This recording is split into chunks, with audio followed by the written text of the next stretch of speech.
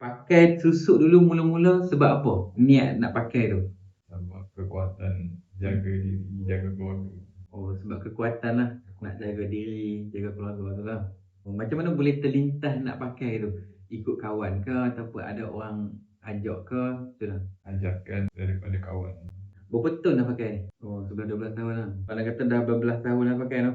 Ya. Yang ni tahulah waktu pakai susuk tu tahulah kata ni bukan ni susuk tembagau.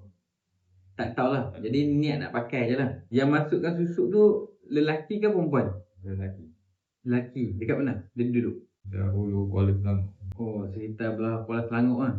Memang pakai dua je lah di bahagian sini dengan sini lah. Yes, ya. Kiri dan kanan. Kiri dan kanan lah. Waktu pakai tu memang ada kesan tak? Maksudnya ada kekuatan tak? Dari segi semangat aura ada rasa Ada. kelainan sedikit. Oh, Tapi panas baran. jadi panas baran lah. Selepas pakai tu, apa yang ada kesan sampingan dekat diri yang berlaku? Maksudnya terjadi apa-apa sesuatu gangguan ke ataupun sakit ke? Jadi macam mana? Tapi kadang ada terjadi pada orang sekitar juga yang mana dapat gangguan dari segi macam ada benda terbang sekitar dia orang, dia jadi serabut. Banyaknya jadi pada perempuan. Yang rapat dengan kita lah.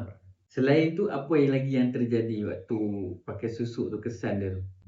Sakit sendi, ada dia timbul sikit-sikit dulu, lama-lama makin banyak. Dan setiap kali buat check up dekat hospital, result sampai 6-7 kali hilang. Datang, result hilang, ambil darah. Datang lagi, result hilang sampai 6-7 kali. Dan agak pelik. Maksudnya setiap kali pergi dapatkan rawatan akan berlaku sesuatu kat badan. Ya. Antaranya apa lagi selain pada sendi-sendi lutut pun jadi kan? Last rawatan sebelum datang ke sini, ada buat satu rawatan juga dengan satu tempat ni.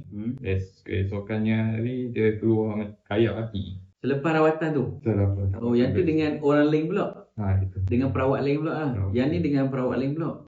Maksudnya dah ikhtiar nak buang tu dah lama lah. Dulu badan steady kan? Steady. Ni sampai dia makan dalam sampai turun kurus kan? Lepas tu naik macam ni tu. Doktor cakap apa?